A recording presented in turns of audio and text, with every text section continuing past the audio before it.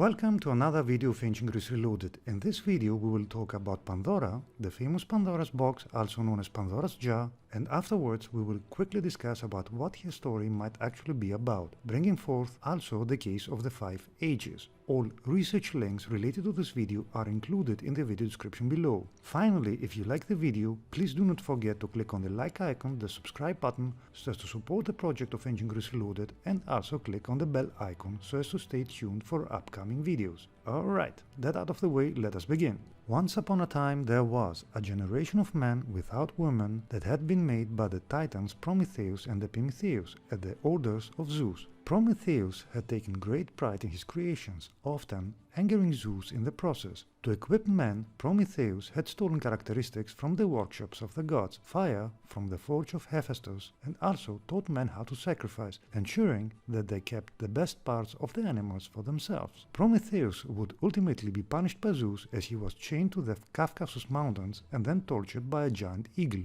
Zeus, though, also decided to punish man. To this end, Zeus instructed Hephaestus to create a woman from clay, and then Zeus breathed life into the creation. Once crafted, Athena then clothed the woman, Aphrodite adorned it with grace and beauty, Hermes gave it the ability to speak, whilst Charites and Hore gave it beautiful accompaniments. Other gifts were also given by the gods, including the ability to be cunning and the ability to lie, which were gifts from Hermes, and the gift of curiosity from Hera.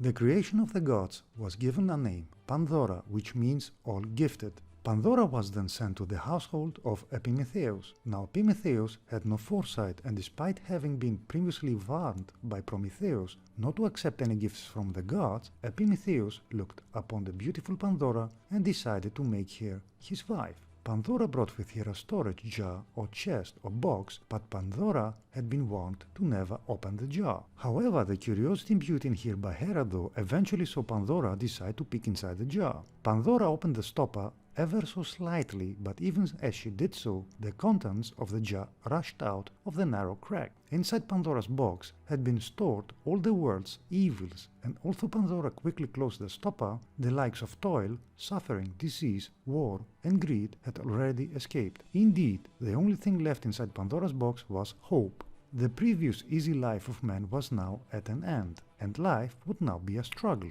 The release of the evils, though, would ultimately distort man to such an extent that Zeus was forced to bring this age of man to an end, as Zeus sent a great flood to wipe out man.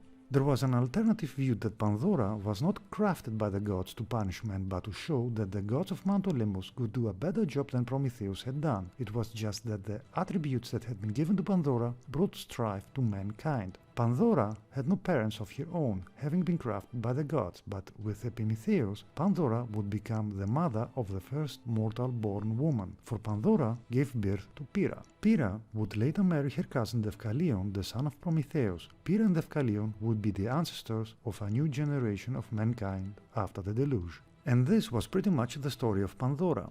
Now, observing the story of Pandora, we can pretty much pinpoint the time frame of her story based on the mythological timeline. Her story occurred close to the end of the Silver Age. Truthfully speaking, we lack the resources so as to know what exactly happened to the Silver Age to end up with no females. But what we do know is that the Silver Age was not so much into praying a lot or honoring the gods, which did anger the gods. It is said that the Silver Age was not listening to the gods and kept sinning. We know that Pandora's daughter and wife of Deucalion, they both survived the Great Deluge, which is what gives us much certainty about the mythological timeline.